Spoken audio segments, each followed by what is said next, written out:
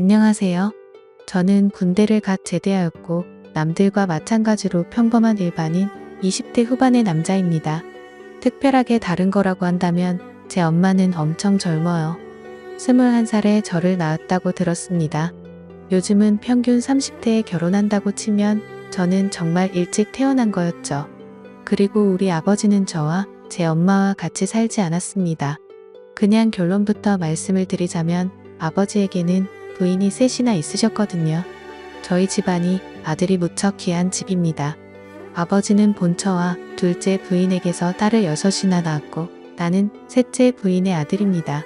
아버지는 돈이 무척 많은 사람이고 부인들에게 집을 한 채씩 사주어 그 집에서 아버지의 자녀들이 살고 있습니다. 그것도 새 집이 나란히 있고 우리 엄마는 아버지의 부인들 중에서 제일 어리고 피부톤이 제일 하얗습니다. 아버지는 일주일에 3번은 오셨습니다. 아버지는 키가 184cm입니다. 게다가 남성미도 넘치셨었죠. 엄마는 아버지의 방문을 준비하는 낙으로 살고 있는 듯 했어요. 아버지가 좋아하시는 음식, 아버지가 좋아하는 음악을 틀어놓고 아버지만 기다렸으니까요. 아버지는 유일한 아들인 나에게 교육비를 아끼지 않으셨고 나는 열심히 공부를 해서 엄마와 아버지에게 인정받는 낙으로 살았습니다. 사실 그것은 생존 본능이었어요. 6명의 누나들은 나를 시기했고 미워했습니다. 지나가기만 해도 노려봤어요. 특히 작은 엄마는 나를 안 보이는 곳에서 밀치기도 했습니다. 그런 일을 당했을 때 엄마에게 바로 말하지 않은 것은 아빠를 나눠 가진 큰엄마 작은 엄마의 스트레스를 나도 이해할 수 있었기 때문이었습니다. 할머니는 설에 나에게 가장 많은 세뱃돈을 주셨고 나에게 이 집안의 사업을 이어받을 유일한 장손이라며 계속 열심히 공부하면 많은 것을 물려줄 것이라고 호언장담하셨다. 그때 누나들의 표정을 잊을 수 없어요. 자기들이 물려받을 재산을 저 어린 놈에게 준다고 하며 토끼에 찬 그 눈빛을 말입니다. 그 당시 유일하게 웃고 있었던 사람은 아버지와 점고 예쁜 내 엄마뿐이었어요. 아버지는 월수 금요일에 우리 집에 오셨고 기분 좋게 저녁 식사를 한 후 나에게 일찍 자라고 했습니다. 나는 두 분이 뭘 하려고 하는지 다 알고 있음에도 불구하고 아버지의 말을 들어줄 수밖에 없었어요. 아버지는 엄마에게 젊은 부인과 일을 치르니 젊어져서 좋다며 매일 와서 같이 살고 싶은데 조강 지쳐버리면 벌 받는다고 미안하다며 엄마의 머리를 쓰다듬고 가셨습니다.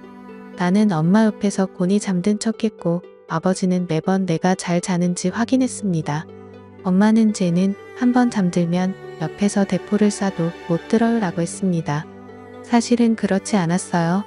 그냥 잠든 척하고 있었을 뿐이었죠. 엄마는 나를 잘 키워서 아버지 사랑을 독차지함과 동시에 아버지 재산을 많이 차지할 생각을 하고 있었어요. 너무 속 보이는 엄마가 여우 같다고 생각했지만 한편으로는 그런 의지를 가지고 사는 젊은 엄마가 안 돼 보이기도 했습니다.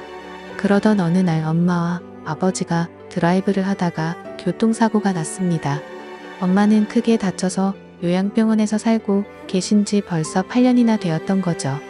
아버지는 운이 좋아 몇 주간 입원 치료를 받고 퇴짜하셨습니다.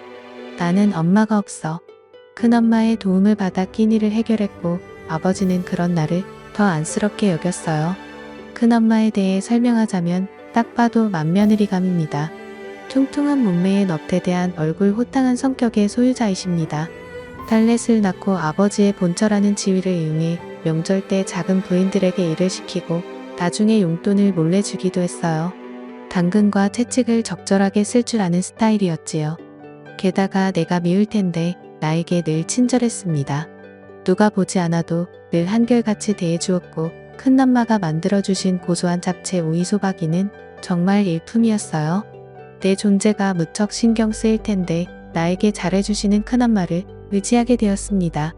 어느 날 엄마에게 면회를 갔다 온 후 차도가 없는 엄마를 생각하며 시무룩한 표정으로 집에 앉아있는데 큰엄마가 술에 취해 반찬을 들고 오셔. 정씨가 힘내. 내 엄마는 반드시 회복할 거야. 희망을 잃지 마면서 내 등을 두드려 주었어요. 그런 큰엄마의 따뜻한 마음이 느껴져 큰엄마를 부둥켜 안고 울었습니다. 큰엄마는 나를 안아주고 마음껏 놀라고 하셨습니다.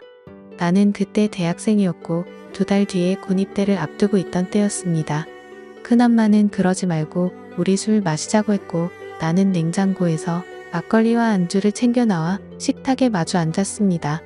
큰엄마를 다시 보니 은근 남자의 마음을 이해해주는 포근한 성격이었어요. 나는 용기를 내서 말했습니다. 큰엄마, 오늘 큰엄마를 꼭 껴안고 자고 싶어요 라고 말입니다.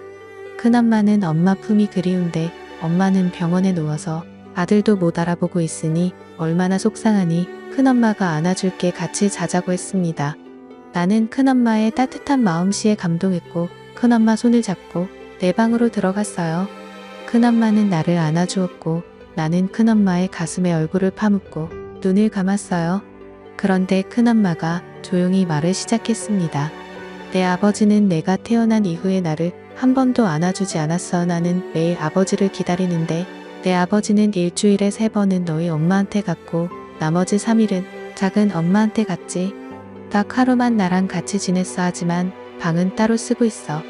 남들은 내가 안방마님이고 너희 아버지가 죽으면 그 재산이 거의 다 내 것이 될 거라고 하는데 나는 그 말을 믿지 않아. 아버지는 너에게 재산을 몰아줄 거라고 하더라도 그 말이 너무 서운해서 미칠 것 같아. 나를 여자로 바라봐 주지도 않고 재산을 미리 챙겨주지도 않는데 나는 껍데기랑 살고 있는 것 같아. 그렇다고 이 나이에 다른 남자를 찾을 수도 없고 말이야.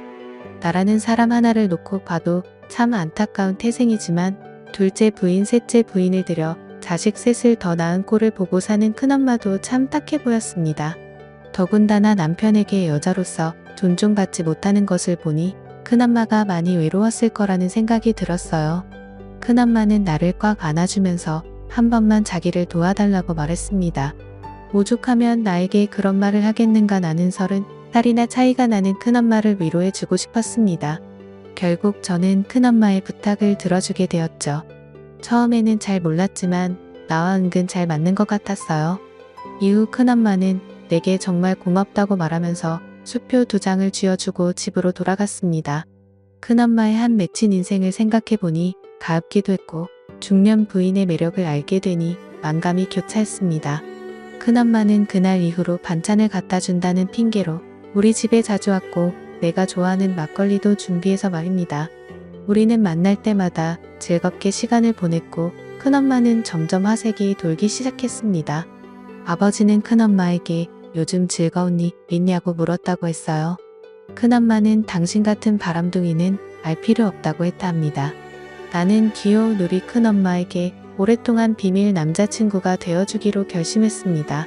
그리고 나는 군에 입대했습니다. 어느 날 큰엄마가 면회를 왔어요.